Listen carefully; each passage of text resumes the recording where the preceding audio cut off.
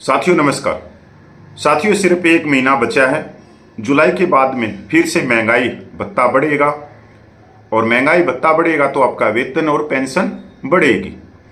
साथियों मार्च महीने के महंगाई के आंकड़े जारी कर दिए गए जिसके अनुसार आपका महंगाई भत्ता बढ़ेगा जनवरी से लेके जून 2025 तक।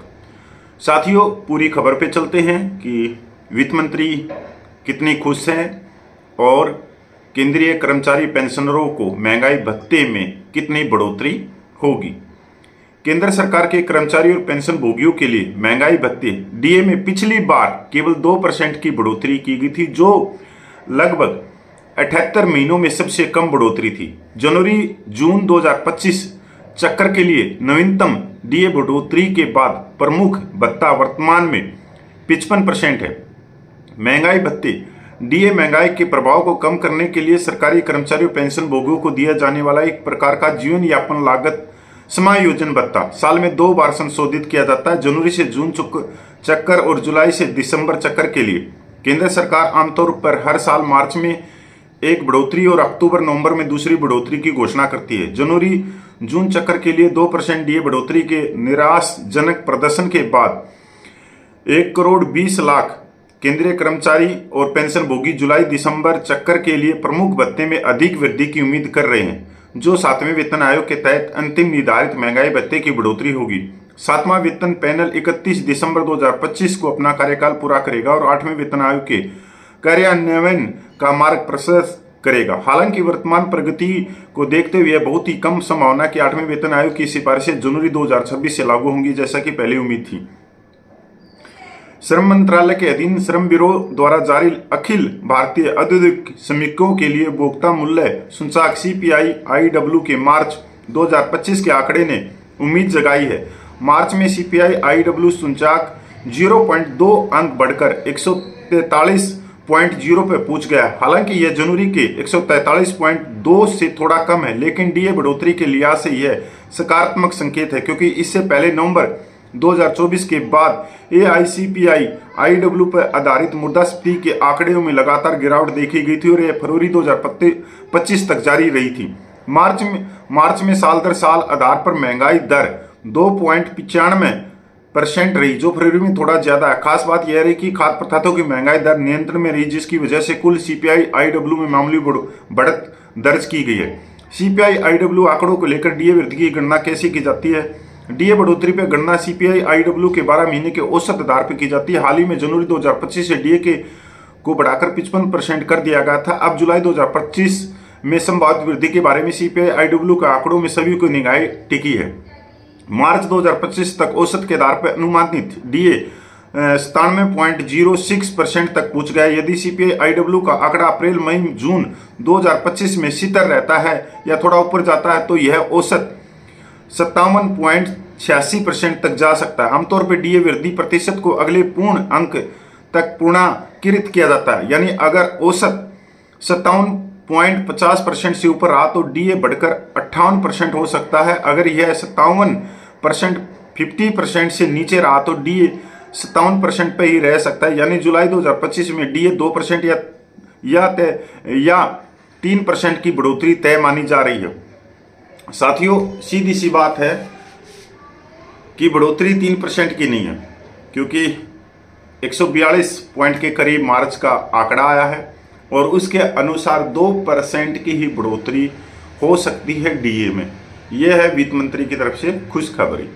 अब बहुत सारी जो कोट टाई वाले जो गोदी यूट्यूबर हैं, इसी चीज को अलग अलग तरह से दिखा के वो सरकार से सवाल नहीं पूछ रहे। सरकार से ये सवाल पूछना चाहिए, जो डीए आंकड़े नापने का जो सिस्टम है वो बहुत पुराने समय से चलता हुआ आ रहा है, उस सिस्टम की जगह अब कोई नया सिस्टम आ जाए जो महंगाई को नाप सके। अब महंगाई को जो ये नापते हैं सब्जियों से, लौकी, भिंडी, गोभी, मिर्च, टमाटर, आलू। अगर इनकी महंगाई कम है तो डीए में भी कम ही % आएगा। पर अगर हम दूसरी तरफ देखें कि जो ईंधन है, गैस सिलेंडर है, क्या उसके रेट कम हुए? नहीं, उसके तो बढ़े हैं 57 रुपये। क्या पेट्रोल डीजल के रेट कम हुए? नहीं, उसके भी बढ़े हैं। क्या दवाइयों के रेट कम हुए हैं? नहीं, कम हुए हैं, बढ़े हैं। क्या बच्चों की जो स्कूल फीस है वो कम हुई है? नहीं, वो तो और ज्यादा बढ़ गई है। हर चीज, चाहे कपड़ा हो, चाहे दूसरे सामान हो, चाहे यहां तक अगर हम बात करें जो फसलों की भी बात करें, जो बीज का रेट है, खाद का रेट है, वो भी, उसमें भी बढ़ोतरी हुई है। अगर हम कोई नई बाइक मोटरसाइकिल लेने के लिए जाते हैं, गाड़ी लेने के लिए जाते हैं, तो उसमें भी रेट बढ़े हुए हैं। आप घर से बाहर जब भी कदम निकालोगे और आप कोई भी सामान खरीदोगे तो उसके अंदर बढ़ोतरी हुई, महंगाई चरम पे। पर यहां पर जो सिस्टम है, जो श्रम मंत्रालय का सिस्टम है, जो महंगाई के आंकड़े नापने का सिस्टम है, वो इतना पुराना हो चुका है कि अब वो उस तरह की रिपोर्ट दे ही नहीं रहा। वो सिर्फ बस कहाँ घूम रहा, वो घूम रहा है सब्जी मंडियों में कि टमाटर क्या भाव है, आलू क्या भाव है, ये क्या भाव है। बस सब्जी से बाहर वो निकल ही नहीं रहा। जबकि अगर आप आटा, चावल, दाल के भी रेट देखोगे तो उसमें भी परसेंटेज थोड़ी बहुत पाएगी ऊपर लेवल में। तो यहां पर ये जो सिस्टम हो चुका है ना, ये एक तरह से गल चुका है। अब इस सिस्टम की जगह दूसरा सिस्टम लेके आ जाए महंगाई नापने का, तब तो कुछ बढ़ोतरी हो सकती है। नहीं तो यकीन मानना आप कि कुछ सालों में ये महंगाई को इस तरह से दिखाएंगे कि देश के अंदर बिल्कुल महंगाई नहीं। मतलब आप खुशहाल हो, आप काम करो या मत करो, आप नौकरी करो मत करो, तब भी आप खुश रहोगे, आपका जीवन यापन अच्छा चलेगा, बल्ले बल्ले रहेगी। मतलब इस तरह से, क्योंकि इतना नीचे लेवल में 2% अगर महंगाई भत्ता रिलीज किया जा रहा है तो सीधी सी बात है करोड़ों केंद्रीय कर्मचारी और पेंशनर के ऊपर इसका झटका लग रहा है। क्योंकि उनके जीवन यापन जो है उसकी भी तो बढ़ रही है ना। अब महंगाई भत्ता 2% बढ़ रहा है, दूसरी तरफ बच्चों की जो फीस है वो हजारों में बढ़ रही है। तो एक तरह से कर्मचारी वर्ग को नीचे दबाया जा रहा है। और आपने पता ही जो सांसदों का भी 24% वेतन और भत्ते बढ़ाए थे, उनका बढ़ रहा है। अब महंगाई के हिसाब से तो उनका तो बढ़ना नहीं चाहिए, क्योंकि जब इतनी महंगाई है ही नहीं देश में तो उनका किस लिए बढ़ा रहे हो? फिर 2.5 साल का ईयर भी दे रहे हो।